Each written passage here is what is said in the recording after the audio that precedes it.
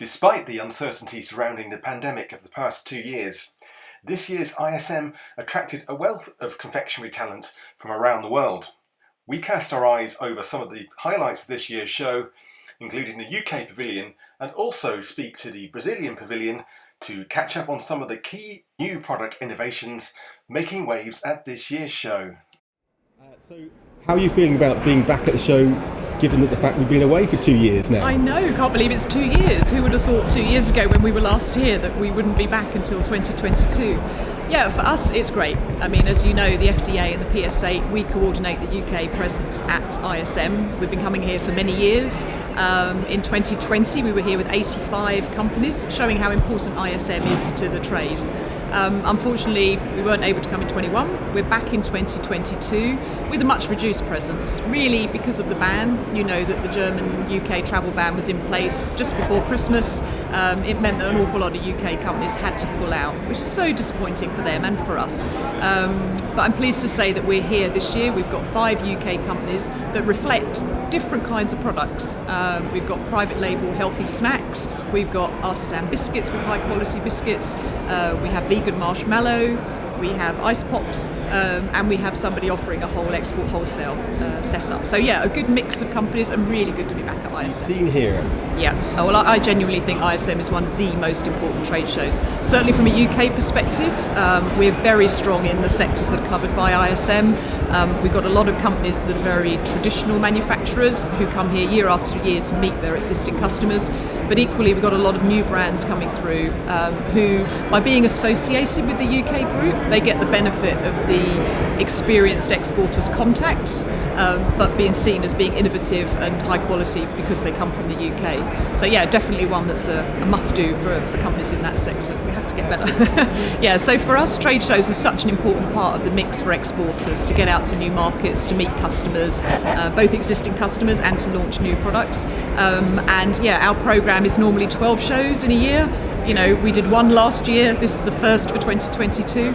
So yeah, we're hoping very much that people will get back to trade shows. And it needs everyone to commit. You know, buyers need to remember what a trade show is all about. Yes, we can make connections on Zoom and Teams, but nothing beats being out here and actually having that face-to-face contact and feeling the product, tasting the product. It's so important. So yeah, fingers crossed 22 gets even better. In the past few days, thank you. It's it's one of these things that before we came out here, we were a little bit, well, what's happening? But here we are on the Great Britain stand here at the ISM 2022, where 2 years ago we were, and it's great to be back. It's been an interesting show. Let's be honest, a little bit quiet at the beginning. But those people that have made the effort to come here to visit the show and come and meet the exhibitors from around the world, and certainly here on the British stand, are serious. They're serious about what they want to look for, and it's great that they come to see Freedom Mallows and talk about our vegan and 14 allergy-free marshmallows. So it's been good for us, and a little bit more to go yet, where hopefully we can find a few more contacts around the world, which we probably wouldn't have ever found had we been sat in our offices back in the UK. Absolutely, and as you're saying, it's been 2 years since we've been able to assemble, so how much does this mean to you on a personal level to have that opportunity? Well, it's great to travel, it's great to talk face to face, it's great to feel the emotions, the passions of those people that have their own businesses that are looking for new products to bring to their markets in their countries. So it's great to be back. And may this continue, that we can do more. Yes, of course, there's certain conditions we need to keep with and respect the values of what our hosts are offering, but it's good to be in front of people, and it's good to be expressing how we feel to be here, but also to share our wonderful Freedom Mallows with them. Absolutely, and has there been a core focus for this year's show? What's been the big focus? Yeah, there has. We've got new products that we've been working with during the lockdown process, and we want to show them here. And the one is we want to do is find new countries to export to, new passionate partners that share our passion, and also want to go into that market and specialise in that. So that our goal was to find new customers, to exhibit our new products, but also to reconnect with the world, and just spread what it's all about. And exhibiting here is super important to us. It's super important to the brand, and as a team at Freedom Mallows, it's super important to us also. Yeah, absolutely. We found that the vegan and plant-based movement has increased a lot in recent years. What do you believe is behind that increase? Well, I think it's a good question, because Freedom Mallows has been established and in the retail market since 2013. 3 years prior to that, we started creating the recipe and process for it. So we've always made vegan confectionery that is vegan and 14 allergy free. And we've seen it over the years here where trends come of vegetarian, vegan, plant-based. It's a movement that's globally opening up, but in different countries at certain speeds. I think people want to eat more healthier, people have got stronger beliefs, and why not? Because there is some amazing food out there from some incredible big, but also some really cool, entrepreneurial, small manufacturers that want to bring product to market. And it tastes great, so why not? Why not look to eating something that hasn't got the nasties in? And if you've got an allergen or a belief, and certainly we know with our products at Freedom Mallows that we always want to maintain the vegan status, the 14 allergy free, but make sure that it's safe to eat. And I think it's key, and you know, responsibility as manufacturers that we bring great products to the table that also has a traceability of the ingredients that we also use. Far line. So, Matt, if I could kindly ask you first, how are you feeling about the prospects for the new venture with Luca? I'm very excited. It's given us a point of difference. It reflects what we're trying to do with Sweetdreams, and also it's nice to work with nice products and nice people. So yeah, I think we're on a journey, and I think our partnership and being honoured to be supplied by Luca Chocolate is making that a little easier for us. So brilliant. And from your perspective, Paul, how fruitful do you think this relationship is going to be with the new product here? I think this is a start of something that's going to be really big. I'm really excited to see this new product Matt's just brought today. I think the Choc Nibbles Bar is something that there's nothing like it in the market.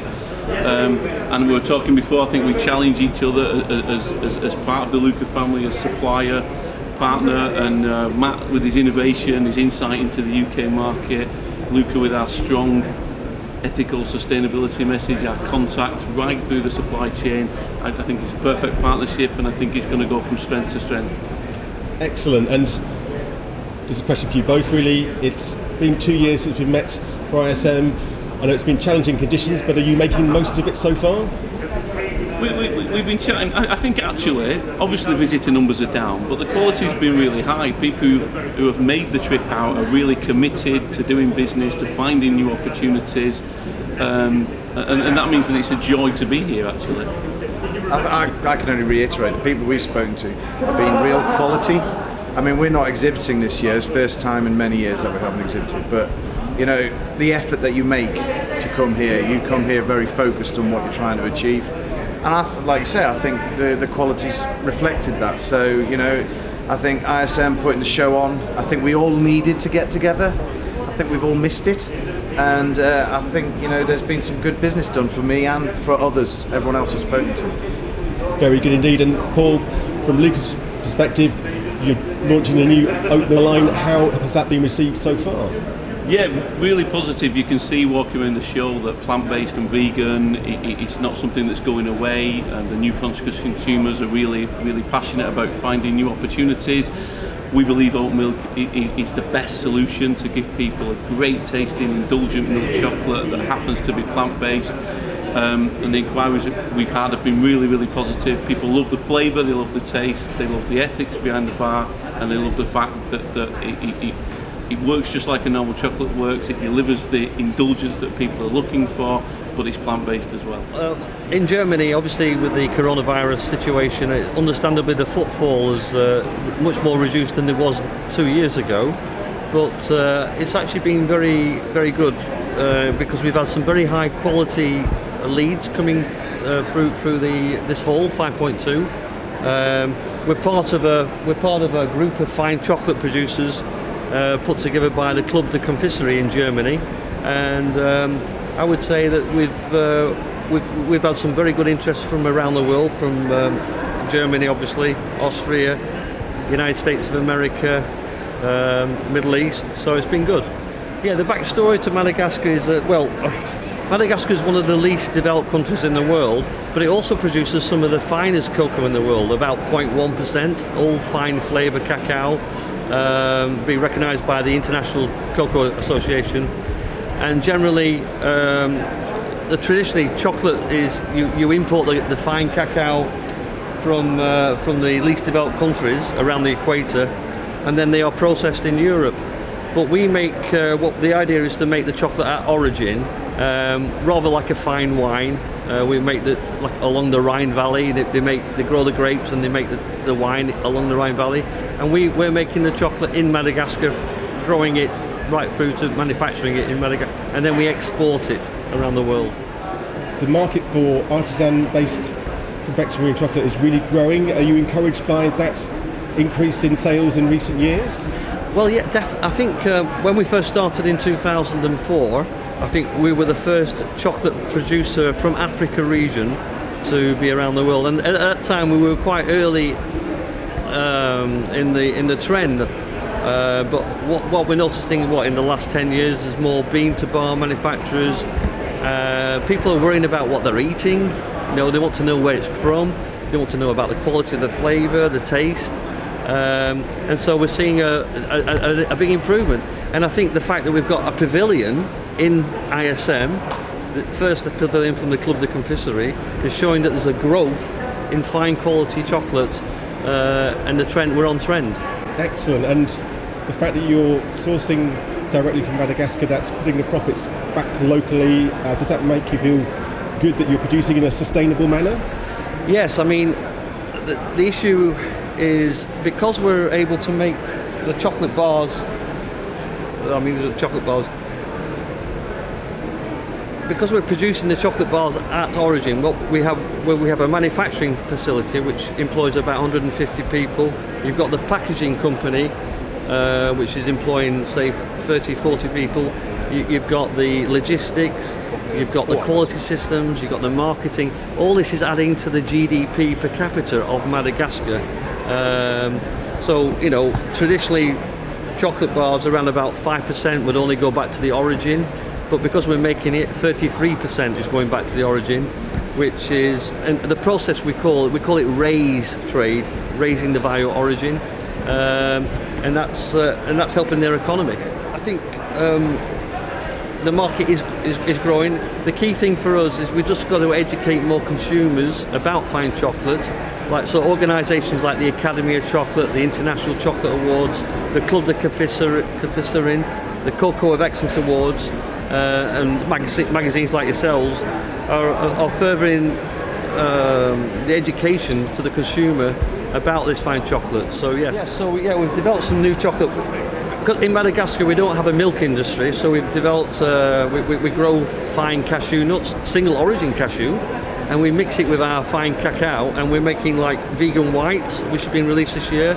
We've got a vegan milks coming out, and also we've got some very, very special chocolate bars where we won the Academy of Chocolate Golden Bean Award, where it's a single terroir range, so it's kind of like a little village along the river valley of San Barano. So this is called a Tange, and we've got other bars from different villages, Amber Hermina and Malaleo.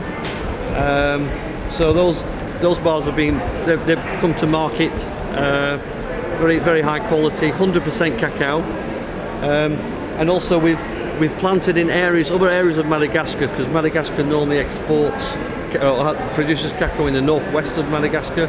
We're growing cacao in the east coast now.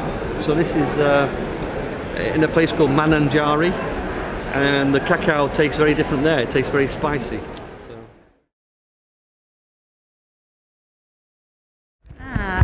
We think the fair fulfilled our expectation. The companies are happy with the result. We will close the result soon, but they are very happy to stay here in SM22. And obviously we have not had a trade fair for 2 years now because of the pandemic. Does it feel good to be back doing live events after 2 years? Yes, we are with expectation to the next one too, because this one was good during the pandemic situation, and we hope the next one will be better. And we will stay here with more companies. The companies they had business with new importers, new countries. So it is very important for us because we are here to sell our products. We have some new products to this market, and the companies intend to sell during the next 12 months. They wanted to do more negotiation with the importers. Just looking ahead to the rest of 2022, do you see the conditions improving, and are you hopeful that 2022 will be a good year? Yes, we think this time was good, better than we thought, and we have a good expectation of business.